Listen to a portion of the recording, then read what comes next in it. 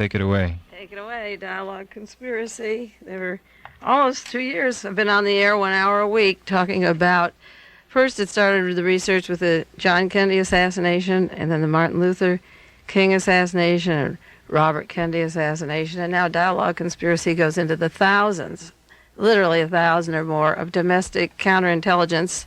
That's what I'm writing about now, the article that'll be out in about a month called Murderville, USA.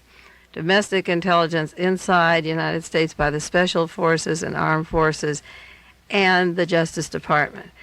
It sounds a little shocking. I had a long talk with Jim Dunbar in San Francisco this week, who has never believed the conspiracy theory, but called back because a listener in KLRB wrote to him about the information that we have on this station every week, and people have been calling him asking about my research since the Watergate story broke, and I was on KGO last summer. And Jim Dunbar almost could accept the conspiratorial theory. He's holding back a while. He isn't the last word on believing or disbelieving, but there are a lot of people in the news today that would never accept this theory. And the next morning, when Mr. Kleinitz came out, the Attorney General, and said, if you don't like what Richard Nixon is saying, you can impeach him, the very next morning, Dunbar opened his show with the statement, this reminds me of what Mae Brussell was saying yesterday, that Richard Nixon and Ronald Reagan are puppets on a string. So it's getting in the stream of consciousness of the establishment, radio, media, in this country. The conservative Republicans are beginning to realize what's happening. The editorial writers are realizing what's happening in this country. So Dialog Conspiracy is being exposed in the open for all the different connivances of the Justice Department, the White House, the law enforcement agencies, and the story will go on and on for the next 10 or 15 years. It's an important part of American history. It's important, I say, that the event, the arrest at the Watergate, was a turning point in oppression in this country, and that changes for the good would take place. I compared it last week to the invasion of Normandy, the beachhead, and once all those deaths had taken place and the troops landed and Hitler began to be pushed back out of France and back into Germany, and the war began to culminate, to come to an end, America was ending its terror of fascism. That was one stage of American history, to get over that immediate emergency of fascism spreading all over the world. Well, if the Watergate story is as big as the Normandy beachhead, then the tide of history has to show its effect every day. It can't just be that a few pieces of Scotch tape left at the Watergate Hotel that disclosed the arrest of 5 people in the Democratic headquarters was so earth-shattering. So each week it's going to be my pleasure from now on in KLRB to run down all the good things of the news of the week. For so many days or weeks, for 2 years, we've talked about all the bad things, the new laws of oppression and the surveillance and the grand jury system and the various people that were assassinated and the evidence of conspiracies. So today I'm going to run down a list of things just this week that are equivalent to, say, new towns that were taken in France when the troops landed. Every town that was taken and the troops reversed was a victory. So this week there were victories in the news, and I'm going to run them down to let you see how the story of the Watergate that's getting so much attention affects other facets of our lives. For one thing, the Congress got angry at Richard Nixon and said you cannot dismantle the OEO. Richard Nixon tried a big power grab after the election. He said, I have a complete mandate. We're closing these offices. We're going to take away all these bills. And he escalated the war briefly. He still had the Watergate behind him to be investigated, and people were catching on to what had happened last summer. So in his power grab to dismantle all the programs that the Congress had passed last year and were working right now, he said, I'll call a halt. He brought in Mr. Phillips, who's a member of Young Americans for Freedom, an extreme right-wing group, and he dismantled these. Well, yesterday the judge in Washington said, no, Mr. Nixon, you can't touch that. Those funds are a program that were set by Congress, and you may not touch them, and OEO is back working. It can't be dismantled.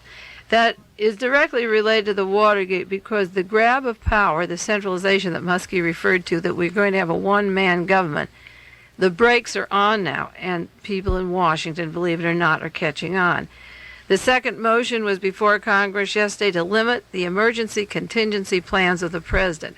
Now that's important because James McCord, who was arrested at the Watergate, was head of a 16-man unit to declare the emergency contingency conditions for radicals and mail and radio communication. And because they planned to overthrow the government in 1972 at the time of the Republican Convention, but it was halted by the Watergate arrests, the emergency contingency group was revealed as being part of the espionage squad. So they pulled another one. Yesterday it was suggested by the congressional committees that they pass a resolution that the war-making policies of the president can only last for 30 days, and the emergency contingency 30 days. That means that where we could have a martial law, like the Americans through the funneling of Roy Ash, who's now in the Office of Management Budget, who helped overthrow Greece as a conduit of funds, he can't overthrow America for more than 30 days or he goes to jail. We won't have our martial law. I used to want to leave the country, go to Canada, get out of this country because I was afraid of the martial law. The congressmen have connected the contingency unit to the Watergate espionage group, and we will not have what we put into effect in South Korea with Mr. Parks or the recent test case of Marcos in the Philippines, where the American government put martial law in there. We will not have martial law. I used to predict we would. I predict we won't. Now Congress is making the laws that say, no, Mr. President, you're not going to pull a 30-day emergency. Now that's important because as the Watergate investigation went too hot, I visualized Mr. Nixon creating a situation or a disaster or a series of violences that would promote the emergency contingency. I call that domestic counterintelligence, the kind of escalation we had in Vietnam at the time that they wanted the Gulf of Tonkin resolution. We have the troops, but they're not going to have the ability to declare martial law in this country. The third point was that last week when Patrick Gray was out, just before we went on the radio, and they were talking about another director for the FBI, the congressmen have said clearly now nobody involved with the Watergate should be head of the FBI, and furthermore, anyone who investigated it or is part of the Justice Department, we're going to separate. You see, the Attorney General is appointed by the President, so that's political. Robert Kennedy was the President's brother, and John Mitchell was the man who organized Richard Nixon's campaign. You've got to take politics out of investigating. You've got to have an agency that has no relationship to either political party that isn't appointed. So the congressmen say, okay, give us the name of a man who isn't political. Well, Richard Nixon can't do that because if he isn't political, he'd be investigating himself.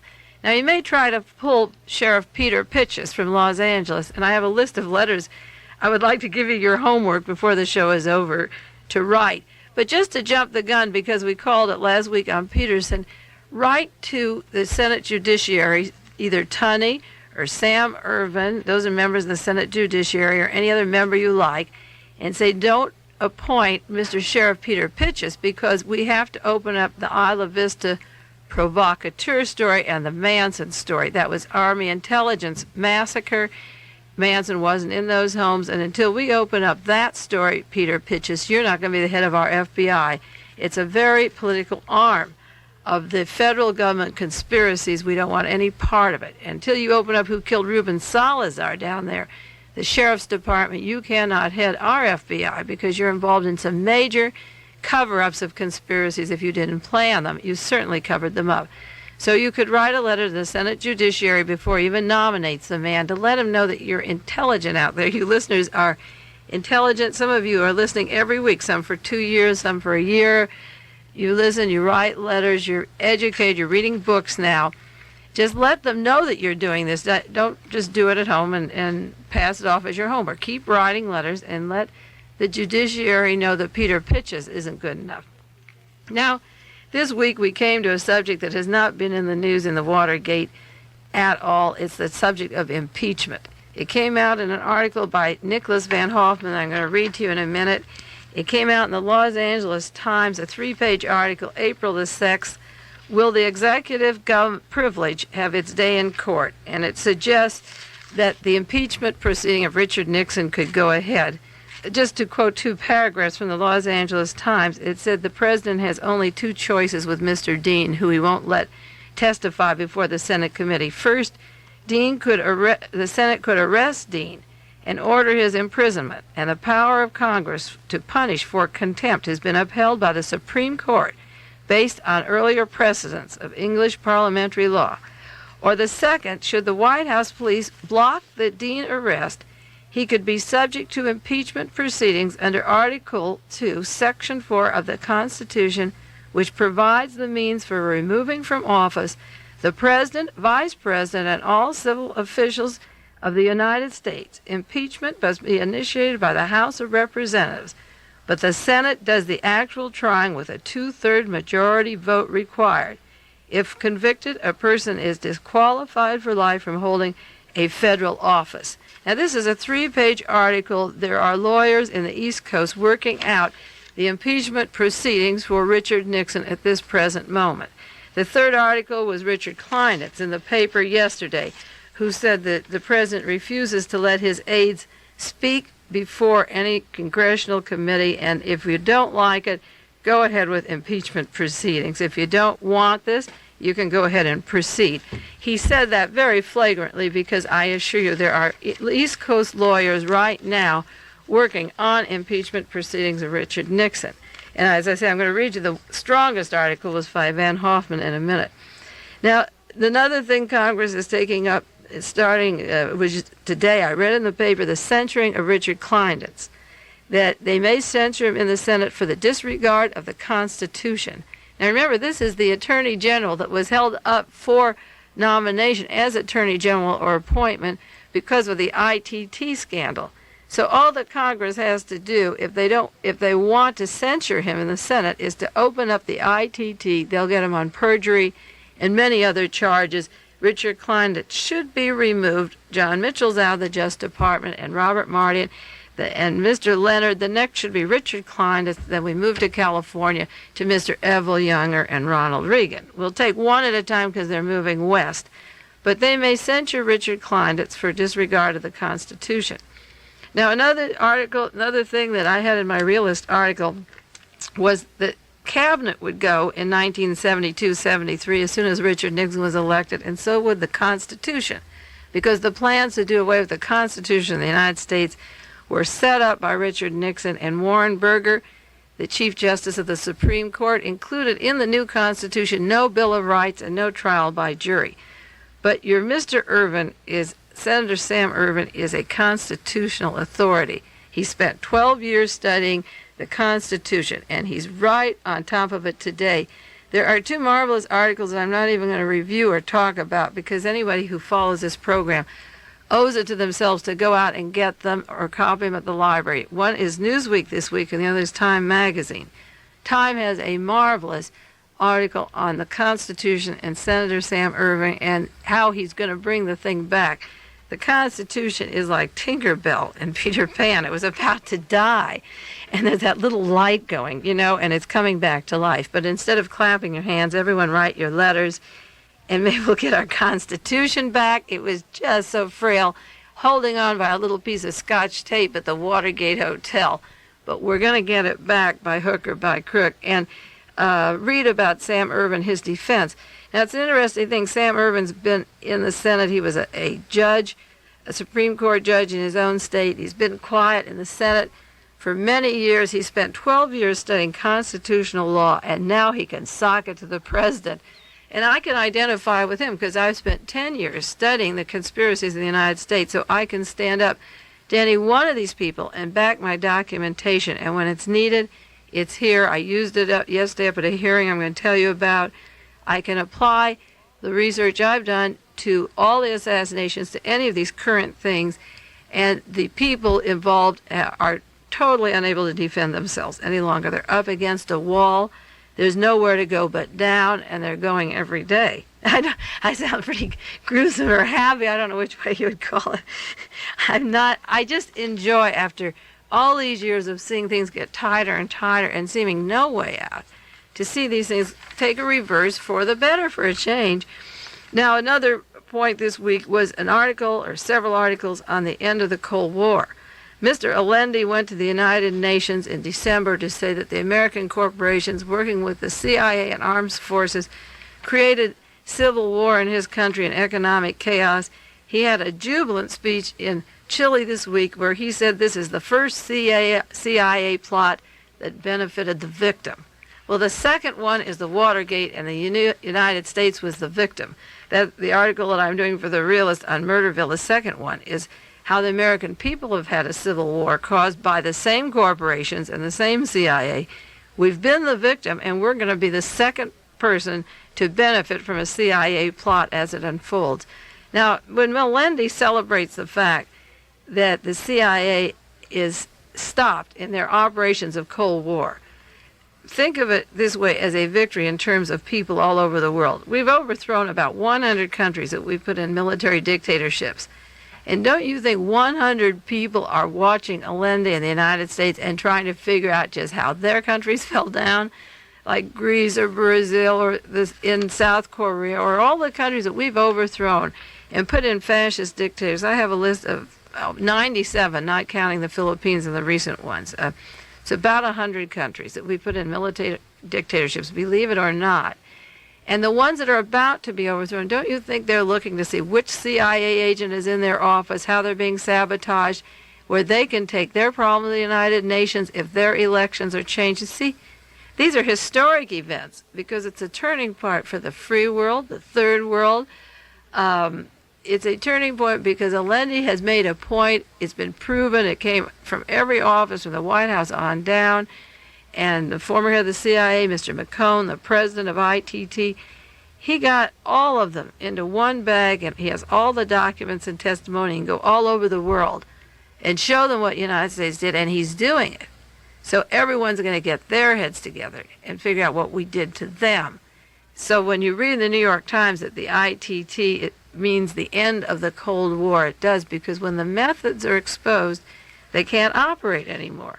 Now, another thing that happened this week is the Yablonsky murder that we've carried on Dialog Conspiracy a lot of times, the killing of Joseph Yablonsky and his wife and daughter. That was 3 years ago. And the people that were first arrested said Tony did it. It was for Tony. Tony Boyle was president of the United Mine Workers, and there was a series of denials for 3 years continuously. Oh, Tony couldn't be Tony who inherited the mine away from Yablonsky. No way. Well, by unraveling this whole thing, people are talking and talking, and the trials are going on. And the last testimony this week, New York Times referred to it, is the latest series of self-incriminating evidence of people are proving the responsibility they had. And a quotation from the New York Times said, the latest series of self-incriminating evidence against the documents, each implicating the other person higher up, goes up in the alleged murder conspiracy and has become almost biblical chain of guilt. A biblical chain of guilt. So what we're going to see, that took 3 years of the Yablonsky, what you're going to see, and I predicted it on this show now, I've made a lot of other predictions that have come true. I predicted that a major Democratic candidate, running against Nixon would have to be murdered. And then right after that, Wallace was shot in May, just weeks or two after that. And people used to call this station and wonder, and I'm making a prediction now, that the biblical chain of command of guilt from the Watergate is going to go from the Watergate possibly to the J. Edgar Hoover murder. I know he was murdered, but it's too touchy. That is too revolting from the handle. But they can go right to the Wallace shooting. They can go the Chappaquiddick accident of Ted Kennedy and who killed Mary Kopechne, who really killed her when Ted wasn't driving the car.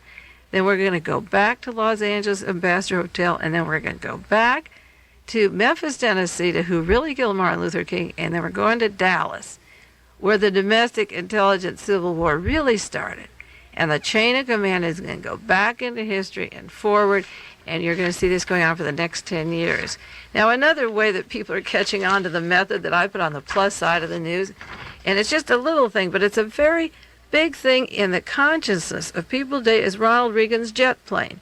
I referred to him, on Dunbar Station as the ex-Army intelligence officer, Air Force intelligence officer, like Ebel Younger, flying around like an actor who's a politician or Republican, right? Well, Reagan has his private plane. It costs the state taxpayers $525 an hour. He spent $52,000 since January. The taxpayers were billed for $44,000. 2,000 of it, 2,500, went to the Frank Sinatra dinner down at the Palladium that he flew down to attend for Frank Sinatra. Now, Ronald Reagan wants to be the president of the United States, or he's been selected as the next president when Nixon is removed. And he needs this plane for public relations, and he also needs it because he has a lot of people to see and a lot of connections. The memos can't be intercepted anymore in a government that is involved in espionage or secret deals like Herbert Kallenbach, Nixon's attorney, handing out the money. Ronald Reagan's team works like this, and they all work like this. You can't know who they see or where they go. So people began to ask, well, if we're paying for the bills, tell us, who do you see? Where do you go, Mr. Reagan? What passenger list is with you, and where do you land? He was asked last week. And Ronald Reagan said he didn't intend to tell us. He says, you're just nitpicking, see? He said, you're nitpicking and harassing me, and I vow I will not give in on this. Well, California isn't going to make an issue of this until Mr. Reagan can be connected to the same funding of the espionage Watergate team. He's holding his own. I won't give in and tell you. If you want to know, call my office. I'm sure that we can find out who was on his plane. But this is what Ronald Reagan said in Sunday's paper. He said the governor's security force said that they should not reveal the details on how his plane is used because the release of details would allow anyone to establish a pattern of what we do and how many security people travel. And also, we have versatility in landing at airports at little available commercial air service. For like Fort Ord, you can ask, what airports is he? Travis Air Force Base? What little airports does he go where the commercial planes don't land? You see? So when you want to know what we do, the pattern of what we do, those were their words, or how many security people has, that is what we're talking about, an espionage system. Where do you go? How many security people do you have, and how many security people run the government that aren't Republicans? See, we're going to separate in the next few years, and constantly, we always do this on this show, separate the intelligence agents from the Republicans or the intelligence agents from the Democrats, because the Democratic Party is as infiltrated with espionage agents disguised as Democrats, sabotaging that party from the inside. So Ronald Reagan's airplane is questioned, and he's defensive, but people are on to how he travels and who he sees, and now it's up to him to be watched, and he's going to be watched. There's Reagan watchers. That's good. I just want to read one thing about the Watergate that Nicholas Van Hoffman had. We'll go a little bit about the Watergate news this week. We take it each week, what's come down, and there's a lot coming down. But the strongest commentary about Nicholas Van Hoffman talks about the morbid discussion of James McCord saying that his life is threatened, or Martha Mitchell saying her life is threatened if they say anything. And Hoffman says, Nicholas Van Hoffman said, it has come down to that kind of talk about murder, and no one yet has imputed to the Nixon people this one crime of murder. That's his only protection now, is that they haven't accused him of murder. But it may come down to that kind of talk as fear grows that the center of organized crime in America may be the Oval Room of the White House. And as we sit here in Washington, the rest of America can't see it yet. This is from the Washington Post that all the public officials read in Washington. It's so heavy, he says, dishonesty in government and corruption in high places are the slogans. And possibly most of America doesn't realize that the Godfather is in for a second term, and he thinks the whole family want a mandate. The thuggery in White House is, after all, a new idea, and not a very nice one.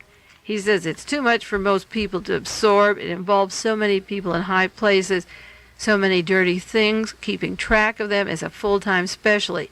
There's simple perjuries. There's cash money in attaché cases.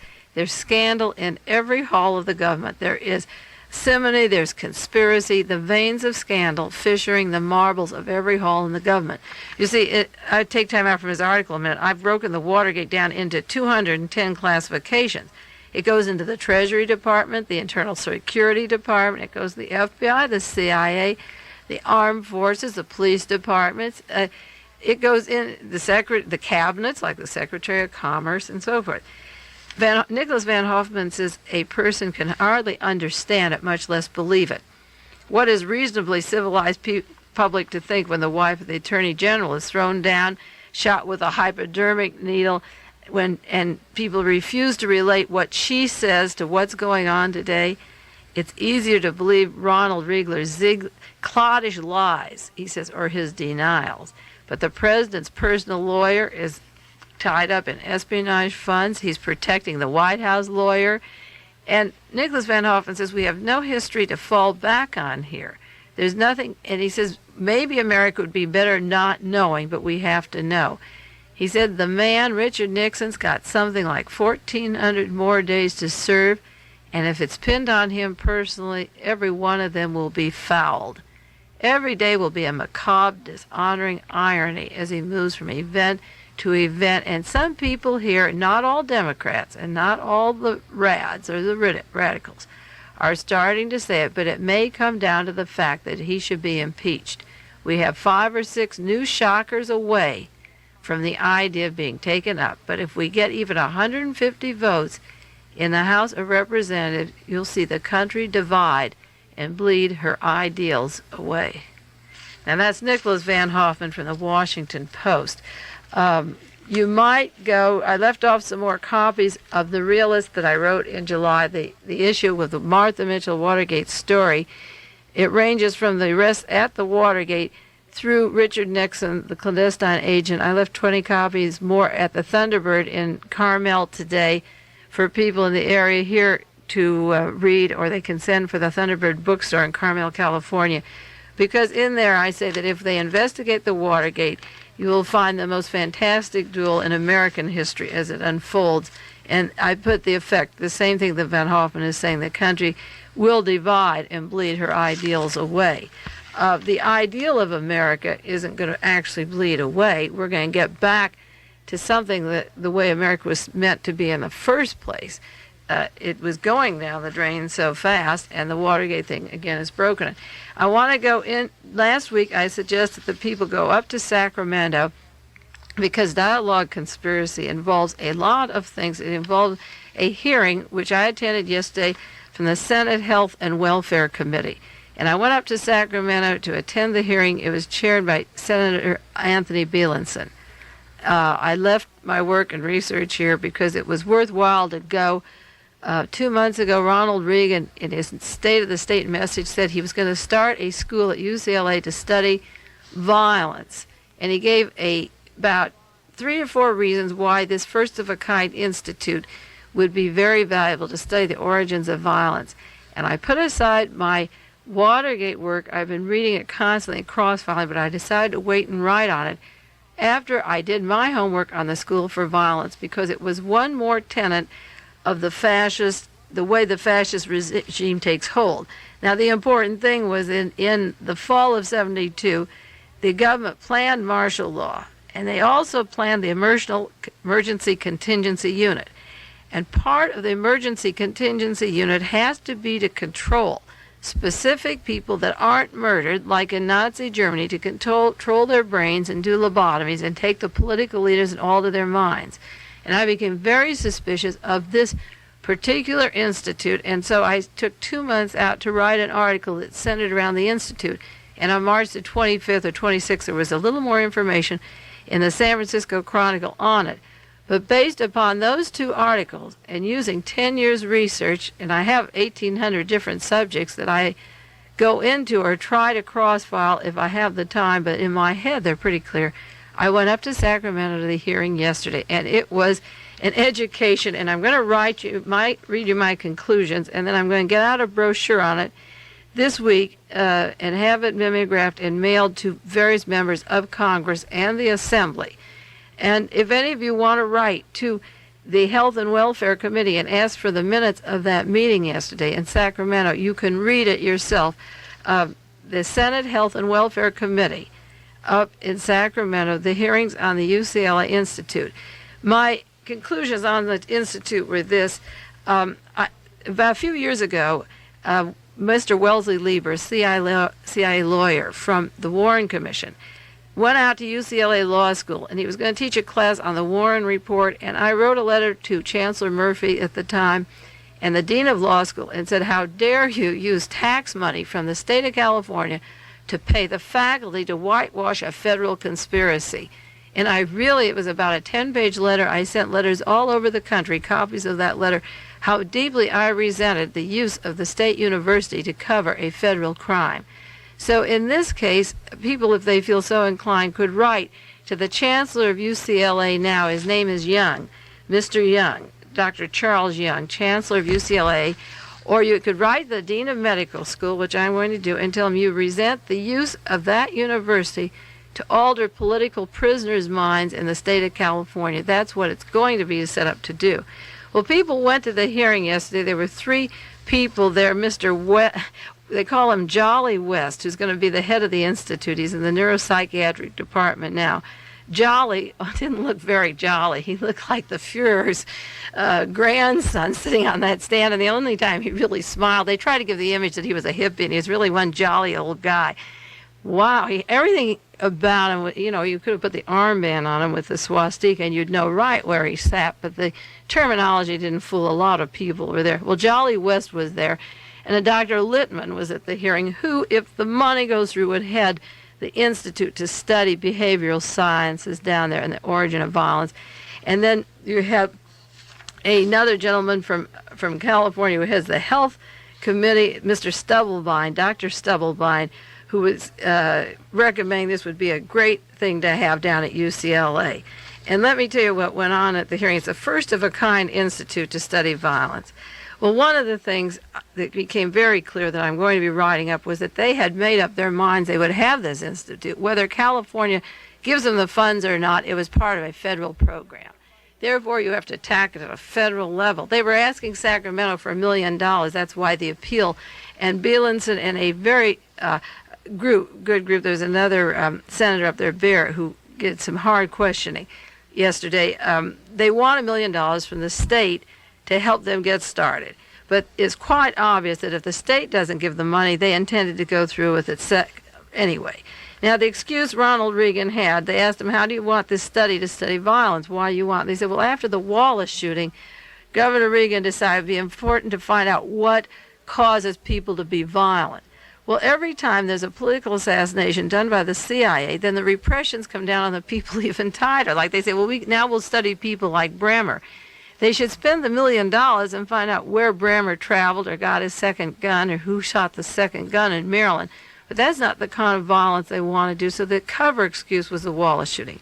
Now, Jolly West moved out to California from Oklahoma. He said he got interested in violence after John Kennedy was killed, and his excuse was to study Jack Ruby's kind of violence. Not who Ruby knew in the oil business or Tony Genovese of the Mafia or any of that group. He wants to know why Ruby shot Oswald, you see.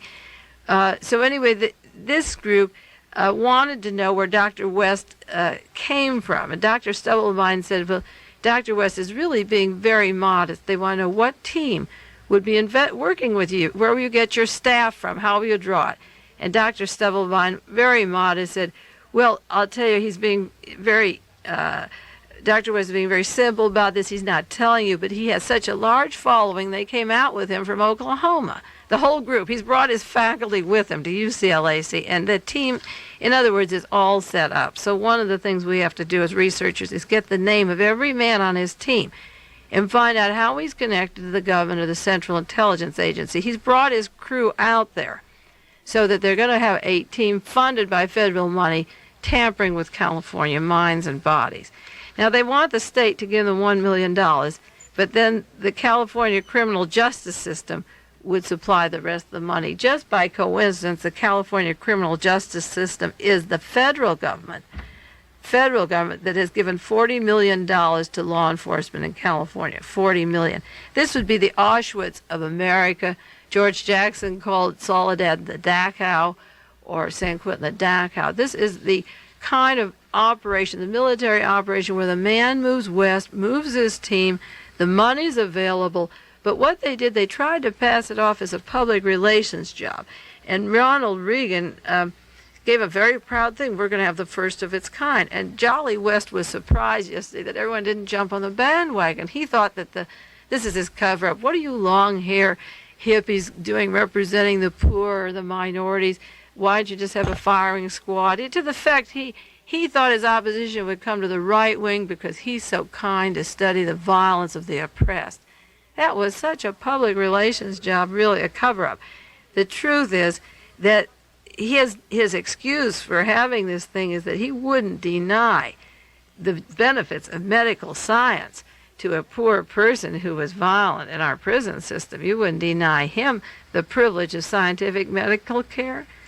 You know, they never had an arrangement to know why this particular person is in prison, but they're going to be very altruistic and not deny him the latest of medical science, like lobotomies. Well, the examples they used as the justification for this kind of thing is we want to study the violence of Jack Ruby, or if we had known the Whitman boy in Texas, and we're going to study the American Indian and child battery. Well, first of all, Jack Ruby worked with the federal government. He worked with the CIA. He worked with the organized crime. He worked with the oil people. He was hired to kill Oswald, and then he was killed. Ruby's violence they'd never pick up at the Institute. The Whitman boy was involved with the FBI. That institute would never study him. They're going to study Chicanos and blacks and American Indians. The Whitman boy was an American white Christian, sang in the choir, was an Eagle Scout that went on the tower and killed those people in Texas, the 30. They would never pick up that kind of a boy any more than they would get Charles Watson. Charles Watson was a boy from Texas working with Beverly Hills lawyers who was protected by judges in Texas so he wouldn't be tried with Manson, who killed 7 people in Sharon Tate's home, 5 in her home, 2 in the LaBianca home. Nobody's going to study Charles Watson's brain. They'll study Manson's brain. Manson didn't kill any of the 7 people with a crime that he's alleged to have committed. Charles Watson, you see, all the do-gooder, good student, or the Mullen boy down in Santa Cruz now that's being held for these 10 murders, they're not going to study those brains of these white children from military families who are employed by the system and get off from the legal system or protected. They're not going to study those kids growing up in the suburbs of America, going to church on Sunday at the Boy Scout meetings. That's where the violence is coming from in every one of these cases. No, the Institute is going to study the victims of the oppression, not the oppressor. Now, Reagan wanted Dr. West, they asked him, what kind of drugs would you use? Would you use things like anacetin that cause paralysis, that are very painful? Would you use those on your prisoner subjects? And Dr. West says, I wouldn't approve of anacetin. I hardly disapprove. I have no intention of using such drugs. And he's saying it with such sincerity, that's no part of my program.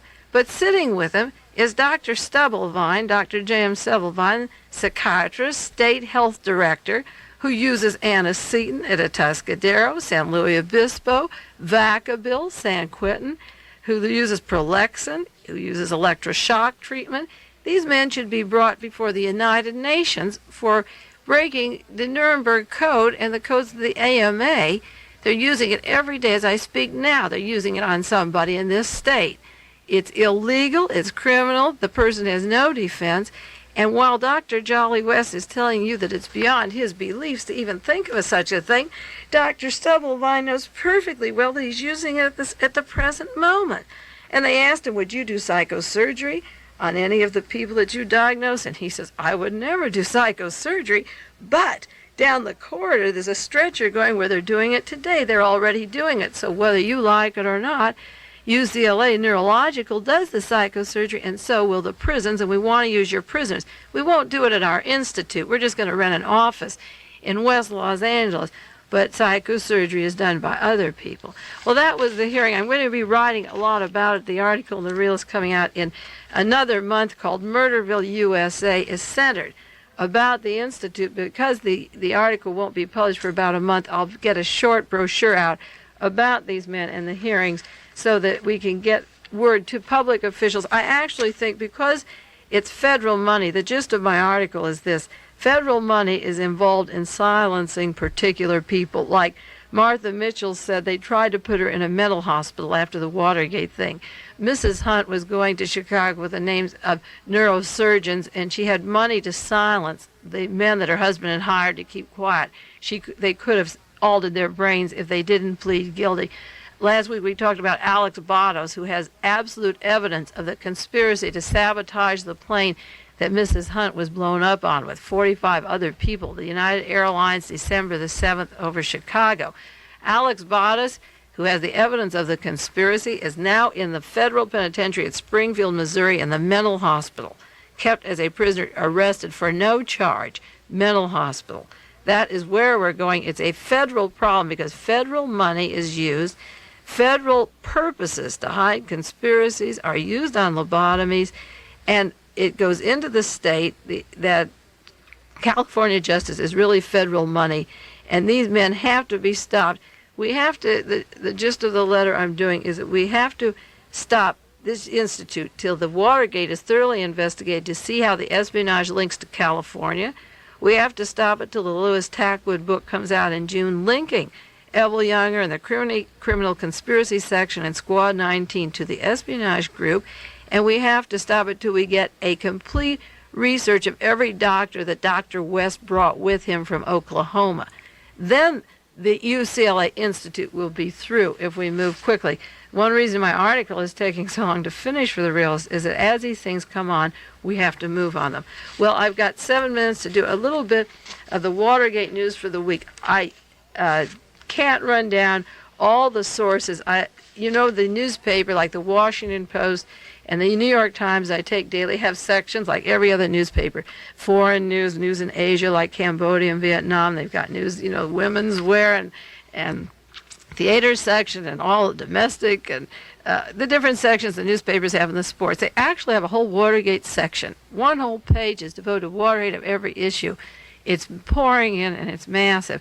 So if you get to a library, there's a Washington Post or a New York Times, read them every day. Biographies of the people involved, excellent material. Time this week, and Newsweek magazine and Time magazine, and then Realist at the Thunderbird. But a few things on the Watergate that came in. Charles Colson, CIA liaison in the White House, who works with Carl McIntyre and Premier Key, the top man who hired Howard Hunt. He's the top of the whole espionage group from that group. Howard Hunt worked at the White House. He had a desk there, walkie-talkies that connected to the group. It was Howard Hunt, the desk that Mr. Patrick Dean went into, and not Patrick, the Dean went into, the lawyer. And Patrick Gray was dropped from the head of the FBI, and Richard Nixon chose the side of Dean to protect him against Gray because they cannot reveal anything about Mr. Hunt's desk at the White House. Well, Colson hired Hunt. Now, Colson's name is brought in, but the trials haven't started yet. The grand jury hasn't called him in, or if they have, we haven't heard what they said. He hasn't been subpoenaed to the Senate hearings, which will be starting in 2 weeks. But Colson jumped the gun. He had himself given a lie detector test in New York this last Saturday, and I want everyone to know he passed it. He said he'd give himself the first lie detector test that he wasn't involved. Now, he asked himself 5 questions. He wrote the questions, but he wouldn't say what they were, and he gave them to the lie detector company, gave it to him, and to buttress his testimony, the scientific lie detection company gave it to him. Well, the ITT CIA Howard Hughes Front sent out information to check out Dita Barrett in the memo. We don't know who the scientific lie detector company is. It wasn't done under any group objective, giving him questions, catching him off guard. He gave himself one, probably a test run to see how it goes, and he says he passed. So the man has cleared himself. He's been tried and cleared. He's acquitted. According to Charles Colson, you don't have to worry about me. I'm not involved. When I read that he gave himself the lie detector test, and he passed, it reminded me of my research of Jack Ruby in Volume 5 of the Warren Commission hearings. I wrote a play called Tiger by the Tail, and the first act is Jack Ruby's testimony with Earl Warren, and the second act is the polygraph test that Jack Ruby gave, where he writes his own question and words them over and over again. And when it was all done, he's passing beautifully that there's no conspiracy, that he knew Oswald.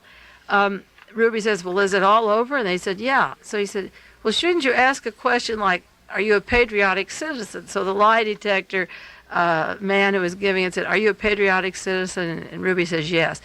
Now Ruby says, well, maybe we should ask another question.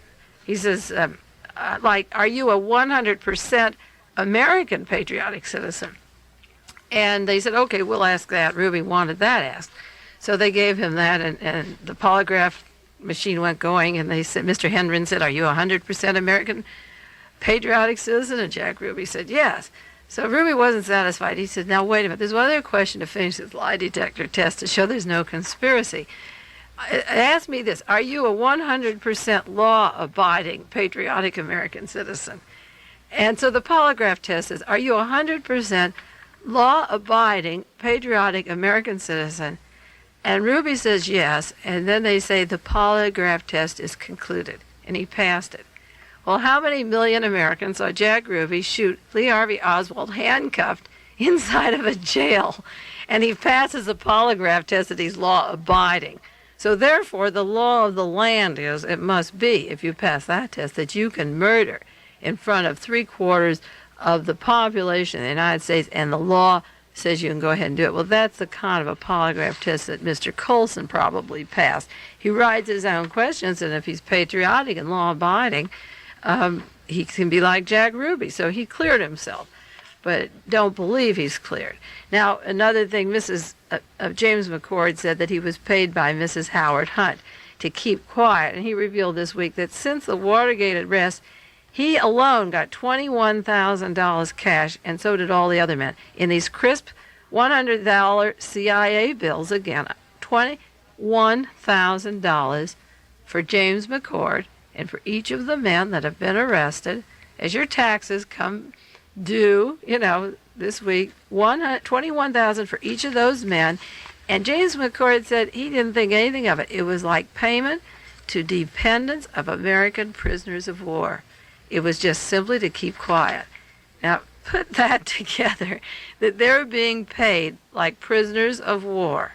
And they asked him, well, why did you get so much? This is twice the salary you got when you were even working for the committee.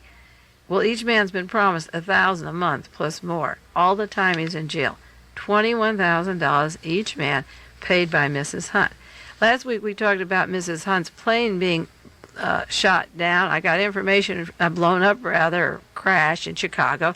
I got information this week that there's positive evidence that a man parachuted from the plane before it landed. This is from Sherman Skolnick, the same researcher that gave the other information about Alex Baudas being in the mental hospital and the sabotage of the altimeter on the plane. Now, Newsweek had an article that Mrs. Hunt was going to 5 other cities after Chicago. You see, if people on jet planes land at private planes, then all this doesn't begin to come out to the public. Now, one other thing, Maurice Stans, who's in the accounting profession, he was the Secretary of Commerce, has been reprimanded, and the American Institute of Certified Public Accountants is going into the background of Maurice Stans accepting slush money and making a settlement of the Vesco company because it involves a swindle of the Security Exchange Commission that was settled with John Mitchell arranging certain things at the Justice Department in exchange for a measly $200,000 in cash in a suitcase. Again, not listed in the Republican Party. For that, $214 million was swindled off the Security Exchange Commission, and there's a plea to the Ethical Division of the investigation of the accounting profession to go into Maurice Stans. So that's it for a week. This is Dialog Conspiracy, but the investigation of Maurice Stans is one more plus that the public accountants are getting into it now. Everybody's into the act. So that's it for next week, and we'll see you next week.